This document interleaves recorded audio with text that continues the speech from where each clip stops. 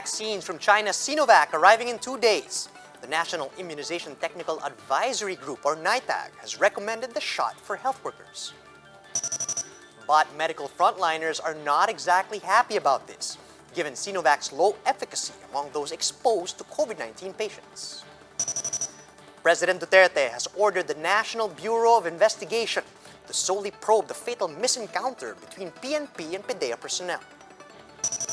Stakeholders are pushing for an SRP on pork products instead of the imposed price ceiling.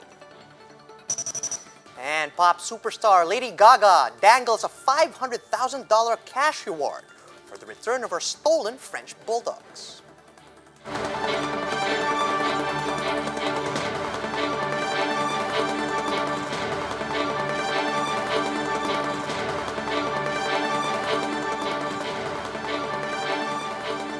Fast, focused, and fearless. Here's a roundup of stories we're watching now. I'm Charles Lejano.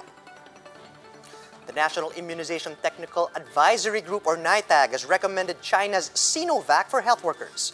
The group says the final decision is still up to the IATF. Greg Gregorio is joining us live from Mandaluyong to give us more details. So Greg, what did the health department and other health experts have to say about this?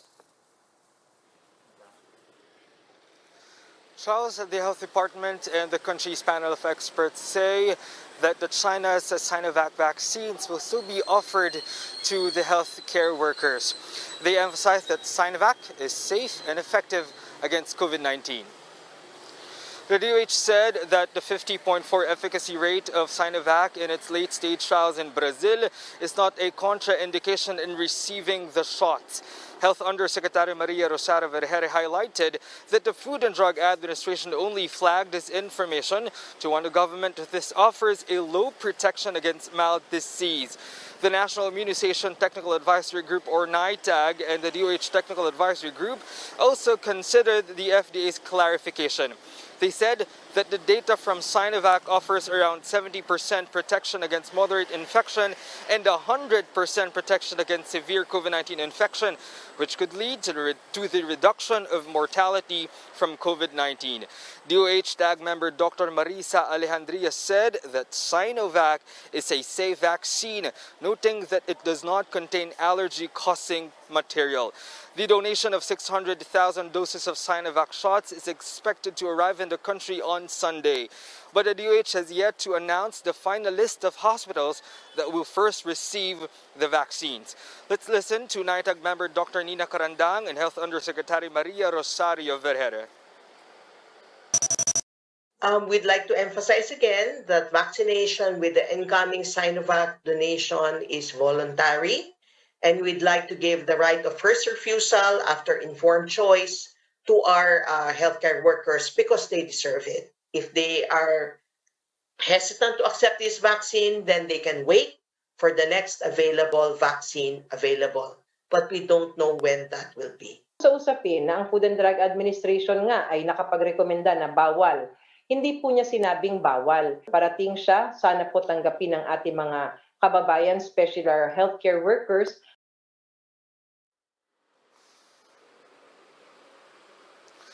Charles, according to the Department of Health, this recommendation has been presented and approved by the IATF this morning. However, President Duterte will still have his final say on the matter. Charles? Right, Greg, so tell us what happens if, for example, a healthcare worker refuses to take the Chinese-made vaccine. Charles, the NITAG would like to emphasize that if the healthcare workers would decline to be vaccinated with the Sinovac vaccine, they will not be removed from the prioritization list, as healthcare workers would still be the top priority in the mass inoculation in the Philippines. However, they would have to wait for the arrival of the next vaccines from other brands in the country, which, up to date, we do not have the exact date of the arrival of these vaccines. Charles? Thanks for that, Greg. That was Greg Gregorio reporting live from Mandaluyong.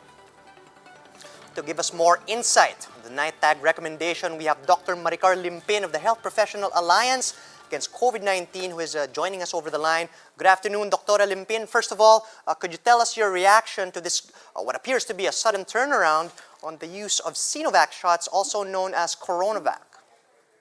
I don't think that there is a sudden turnaround, no, dahil sa the national task force on vaccination. We actually recommended or supported the recommendation of FDA. Ang sinasabi naman dito, NITAG has actually said na it is giving the healthcare workers the right of first refusal. So it's not really mandatory. But as far as the HPAC is concerned, the Health Professional Alliance Against COVID-19, we still support that all vaccinations, including the donated ones, should undergo Health Technology Assessment Council review. Because the Health Technology Assessment Council will not only look into the efficacy and also the safety issues of the vaccine, but also other factors like efficiency, the accountability, transparency, so many other factors. So I think, this has been institutionalized under the Universal Healthcare Law, that for every investment that the country will have to make, then lahat dapat should undergo HTAC review. Right. Dr. Limping, just to clarify, we have heard health experts say before that the use of this particular brand of vaccine actually stops the severe cases from happening. So do you agree that this is actually better than nothing, considering its a relatively low efficacy rate compared to the other brands? Oh, yeah, yes. Since it has been shown, I think if I'm not mistaken, they say that it can prevent 100%, prevent severe COVID-19. So by itself, it is already quite effective. And anyway, the WHO recommends an efficacy of 50%. And therefore, Sinovac actually complies with the requirement of the WHO. Again, for healthcare workers, maybe this is not the best, the study will show that it may not be the best vaccine, for healthcare workers, considering the risk that healthcare workers are placed with. 50% might not be enough. But if you're not at very high risk, then the 50% will be enough compared to zero protection. Right, Doctora, I like what you said there. It is not a matter of which is the best vaccine, but then clearly this is the one that is currently available, or at least by this coming Sunday, it will be available. So we have the DOH saying that the earlier recommendation was actually a question of rational use of supply and not about safety. What's your take on this? Yes, I think the recommendation is really to give the option to the healthcare workers that if they want to get the vaccinated with the Sinovac, then they can actually avail of that vaccine once it is already available, because it looks like the Sinovac will be the first one to arrive in the country compared to the other vaccines like the ones by Pfizer and also by AstraZeneca. So I think that's a good recommendation coming from the Department of Health and also from the NITAG. So I think that gives the option to the healthcare workers, depending on what the healthcare workers want. Right, Doctora, the vaccines are coming this Sunday, and we are about to find out exactly how the Philippine community will react to these vaccines. But then, at this point, how is vaccine confidence and or hesitancy among your colleagues, especially regarding the Sinovac shots? Have you seen any improvement?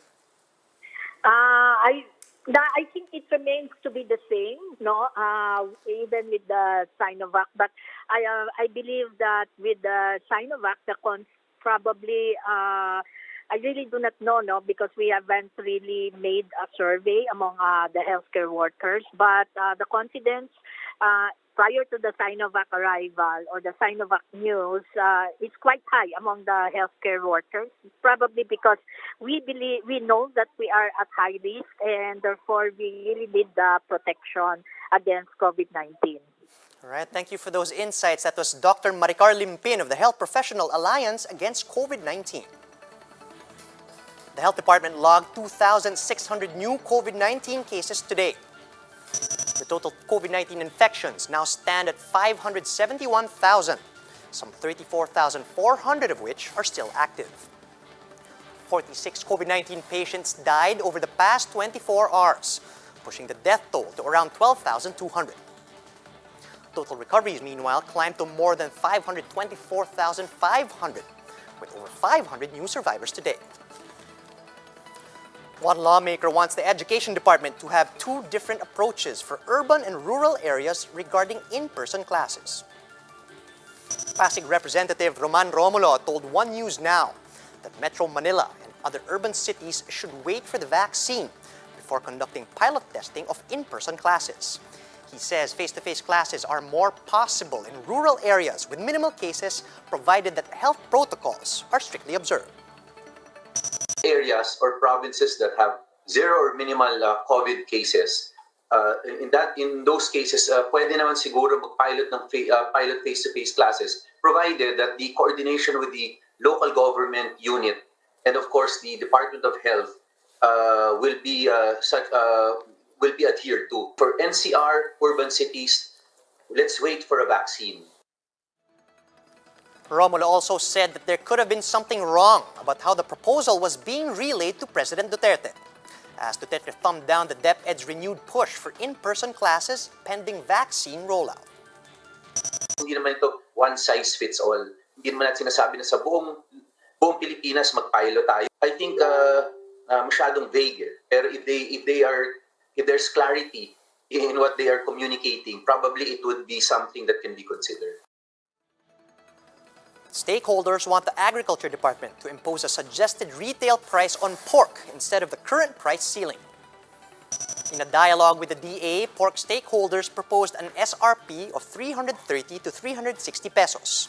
The current price ceiling on pork in Metro Manila ranges from 270 to 300 pesos. The DA says it is looking at setting a new price ceiling of 300 to 330 pesos. That's the prevailing price for the past 2 weeks. The department will come up with a final decision next week. Both parties in the deadly shootout in Quezon City may have been informed about the operation. At least that's based on the documents that we have obtained. Authorities, however, remind the public of an ongoing probe which President Duterte has solely entrusted to the NBI. Camille Samonte with the report. The PDEA appears to have been informed about the plan of the QCPD District Special Operations Unit to conduct a Bybus operation. Based on the documents obtained by News 5, the QCPD coordinated with PDEA on February 23, the day before the operation that resulted in a misencounter. It was led by a police major with 29 other officials and operatives. A list of vehicles with plate numbers that would be used in the operation were also written. The Regional Tactical Operations Center of the PDEA National Capital Region accepted the coordination form of the QCPD on the same day. It was also marked for an extension until February 25 upon the request of the QCPD due to its 24-hour validity. A certificate of coordination from PDEA NCR was approved by PDEA NCR Regional Director Adrian Alvarino. It also stated that the QCPD was the operating unit of the Bybus operation. The targets were alias James alias Laika and accomplices. Both the PNP and PDEA claimed they were conducting legitimate Bybus operations. Yun nga ang what we are trying to find out. Sino dito ang Bybus? But right now, we cannot tell whether both of us or one of us are doing the Bybus and what one of us are doing, not doing the same Bybus. But we cannot tell that because we don't have the evidence that will prove right now. A source also sent News 5 a photo of the 1 million peso show money that was used by the QCPD. Holding it during the operation were Police Corporals Elvin Eric Garado and Lauro de Guzman Jr., who were declared dead eventually. Their remains are set to undergo autopsy. For News 5, Camille Sabonte, we are One News. On now to entertainment news, pop superstar Lady Gaga is offering a $500,000 cash reward for the return of her stolen French Bulldogs. Reuters reports that the dogs named Koji and Gustav were stolen in a violent altercation in Los Angeles that left a man fighting for his life. The man, identified in multiple media reports as the singer's dog walker, was shot with a semi-automatic handgun in remains in critical condition. Gaga, who was in Rome filming a movie when the dogs were stolen, has not commented personally on the theft. For more updates, visit News 5, the Philippine Star, and Business World online. Visit our website, onenews.ph, for more in-depth analysis. And you can also catch One News on the Signal Play app. Register for a free account at www.signalplay.com and stream One News live anytime, anywhere. I'm Charles Lejano. We are One News.